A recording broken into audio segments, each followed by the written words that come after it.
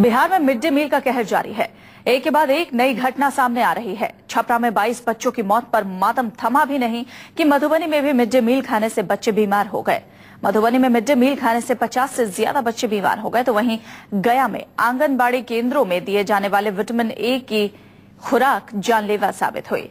यानी बच्चों को लेकर सरकार की तमाम योजना सवालों के घेरे में है। 3 तस्वीरें और तीनों जगह कमोबेश यही हाल। छपरा में जहां कई बच्चों की मौत हो गई है, कई अभी भी गंभीर हालत में अस्पताल में भर्ती हैं। वजह मिड डे मील का खाना खाना, जिसमें मरी हुई छिपकली, मरे हुए सांप आए दिन मिलते रहते हैं। मक्खियां तो आम बात है। वहीं मधुबनी में भी कमोबेश यही हाल है। कई बच्चे बीमार हो गए, 50 से ज्यादा बच्चे बीमार हो गए हैं और सबको इलाज के लिए अस्पताल में भर्ती कराया गया। वहीं गया में आंगनबाड़ी केंद्रों में बच्चों को स्वस्थ रहने के लिए दवाई दी जाती है। वही विटामिन ए की जो खुराक दी गई, उसी से बच्चे बीमार हो गए।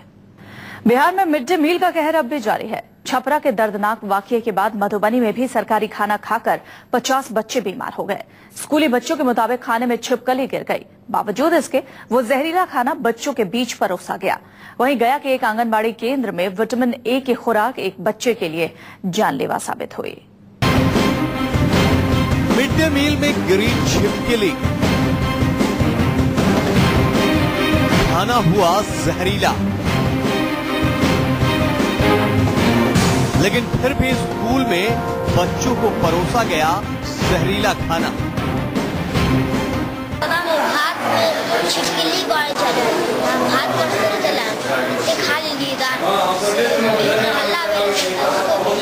फेंकवा फिर आधा करी देते फिर दाव आने लगा। खाना खाते ही स्कूल के 50 बच्चे हुए बीमार। अगर वक्त पर बच्चों को न मिलता इलाज तो स्कूल में मिड डे मील बन जाता डेथ मील। भात में छिपकली भात चला खा ली हल्ला फेंकवा फिर आधा करी देते फिर दाव आने लगा। मधुबनी के सरकारी अस्पताल में जब उल्टी दस्त की शिकायत के बाद बच्चों को दाखिल कराया गया तो कई बच्चों की हालत बेहद गंभीर थी।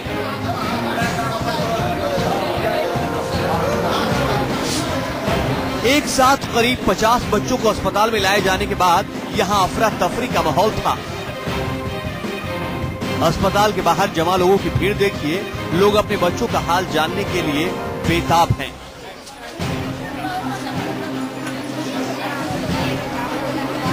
साथ ही लोग स्कूल की लापरवाही पर बेहद गुस्से में भी हैं। लोगों को समझ में नहीं आ रहा था कि आखिर खाने में छिपकली गिर जाने के बाद भी और खाना जहरीला हो जाने के बाद भी उसे स्कूल में क्यों बांटा गया। आखिर स्कूल में उनके लाडलों की जान से खिलवाड़ क्यों हुआ। सुनिए गांव के सरकारी स्कूल में पढ़ने वाले इस बच्चे की जुबानी कि कैसे स्कूल ने पार कर दी लापरवाही की सारी हदें। भात में छिपकली भात चला खा ली हल्ला फेंकवा फिर आधा करी देते फिर दाव आने लगा। बच्चों की तबीयत खराब होने की खबर जब घर वालों को मिली तो भागे भागे स्कूल पहुंचे। स्कूल के टीचरों ने भी आनन फानन में स्कूल के करीब एक सरकारी अस्पताल में दाखिल करवाया। वो तो गनीमत थी कि स्कूल में जहरीला खाने से बीमार हुए बच्चों को वक्त पर इलाज मिल गया। फिलहाल जहरीला खाने का शिकार बने 7 बच्चों की हालत गंभीर बताई जा रही है, जबकि बाकी बच्चों को अस्पताल से छुट्टी दे दी गई है। दरअसल नियम के मुताबिक मिड डे मील तैयार करने के बाद पहले रसोइये को खाना खाना चाहिए, फिर खाना स्कूल के टीचरों को परोसा जाना चाहिए, उसके बाद ही बच्चों को स्कूल में खाना देना चाहिए। लेकिन जब कोई पूछने और देखने वाला ही न हो तो कायदे और कानून की परवाह भला कौन करे। बरसात का टाइम में छिपकली गिरेगी या छिपकली कितनी जहरीली होती है सब लोग जानते हैं, तो पूरा सावधानी इसमें बरतना चाहिए। कंप्लीट इस नियम की अनदेखी की जाती है, पहले बच्चे को ही दे दिया जाता है। इधर बिहार के गया जिले में स्कूल में एक बच्चे की मौत हुई है।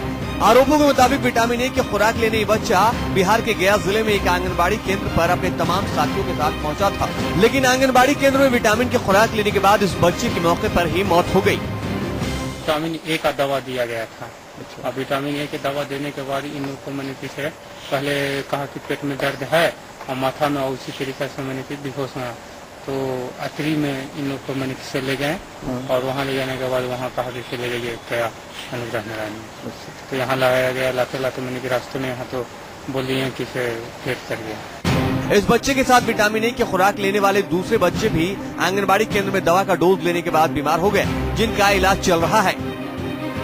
सवाल ये है कि क्या गरीबों, खासकर समाज के निचले तबके के लिए चलाई जा रही इन योजनाओं में ये जानलेवा लापरवाही क्यों है, और इस पूरे तंत्र को ठीक करने के लिए सरकार क्या कोई ठोस कदम उठाएगी या यूं ही जारी रहेगा बच्चों की मौत का सिलसिला।